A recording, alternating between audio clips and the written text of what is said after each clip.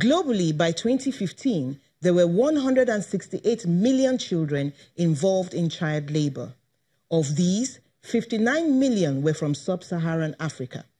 The International Labour Organization estimated that in Nigeria, about 14 million children between the ages of 5 and 14 were involved in some form of economic activity. It is estimated that the Nigerian population will explode to a whopping 400 million people by the year 2050, with the majority being young people.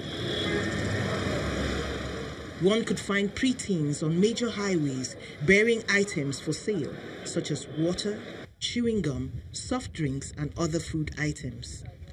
So the level of poverty too, the level of economic problems, make people to enter into such way of trading. But it's, as I said earlier, it's not a decent way. The government must map out a policy whereby they have to help the poor people by building shops that are affordable, so that they can have a central place where people will come and patronize them. That is one of them. Then some of them also that may not necessarily be traders, that want to be entrepreneurs, can be given access to credit with low interest rates, so that they can start something. And then another thing again is building the basic infrastructures like light. Most of those people you see on this have one thing or the other, one skill or the other, but they cannot practice their skill because there is no energy, there is no power. They cannot afford buying generator and then financing it, to do their business. So the easiest way of doing business is going to go and hawk on the street. So government must also, create those basic infrastructures that will make people to be off street and be in businesses that are very decent. That is one thing I would suggest for the government. Many of them happens to be artisans that are not functioning and they are looking for a way to survive.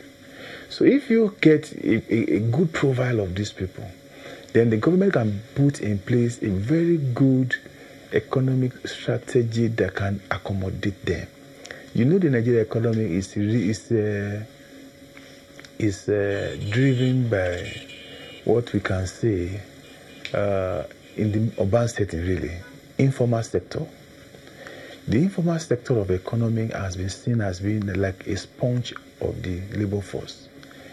And then these workers do belongs to that sector. You understand? So what the government can do really is to see that even when you have a befitting market, that people can be encouraged to go to purchase whatever they want to purchase.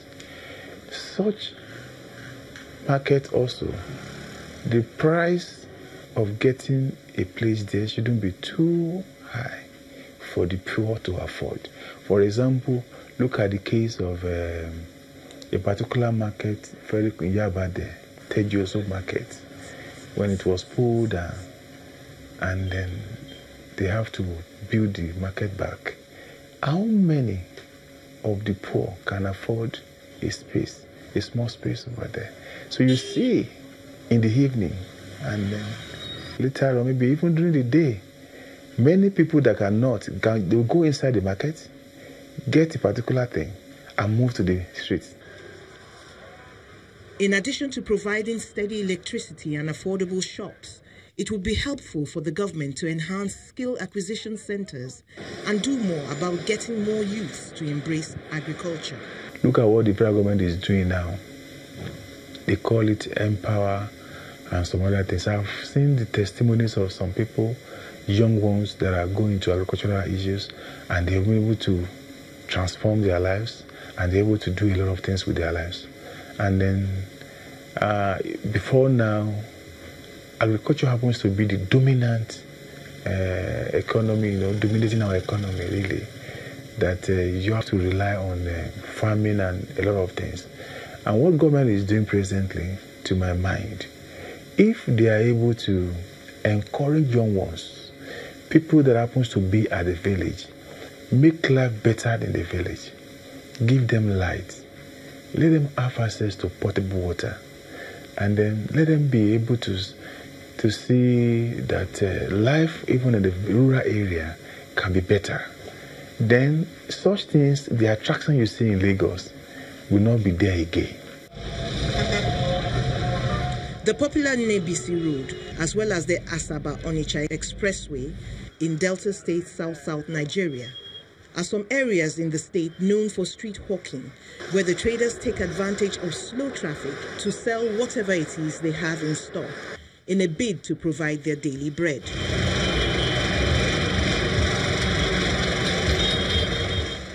While some well-meaning Delta residents condemn the act of street hawking, some hawkers speak of their reasons for engaging in this very dangerous means of trade, citing poverty and hardship as a major concern. Most of them are hawking because they need money to survive. The economy is hard. We have hard times all over the place. But on the other hand, street hawking for children is not very good because they are underage, and it looks like they are being oppressed by their parents or guardians to make money. But they are not looking at the dangers involved in such activities. Do you understand me now? So I think the government should outlaw it.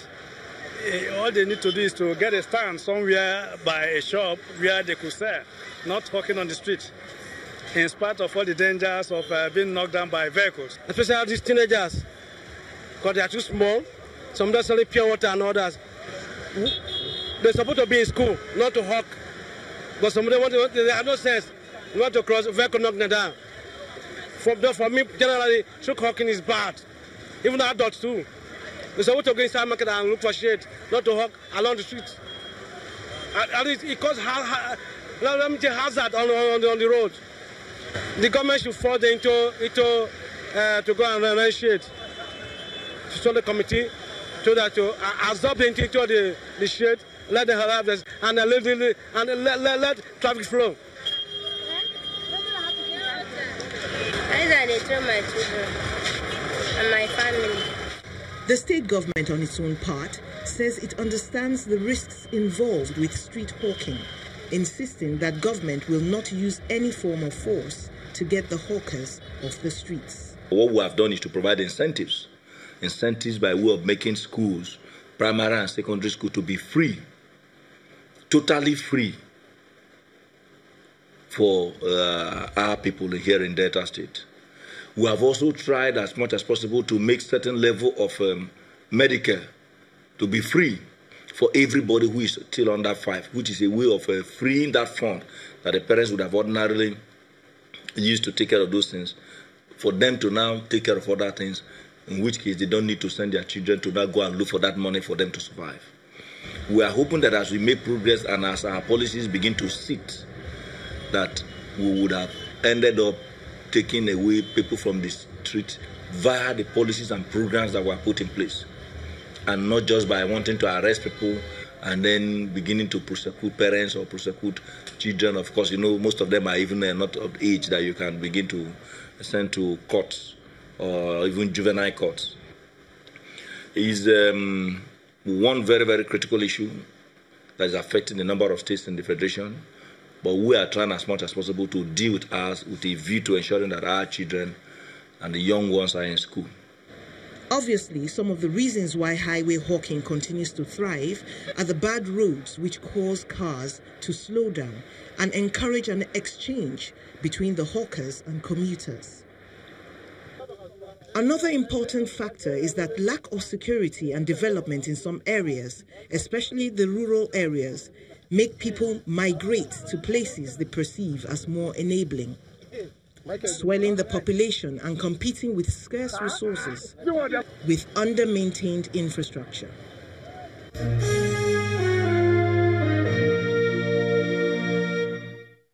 The law to stop hawking in dangerous places, especially where children are involved, may be laudable, but the government should make it possible for those taking off this means of livelihood to transit to gainful employment or enterprise to avoid breakdown of law and order.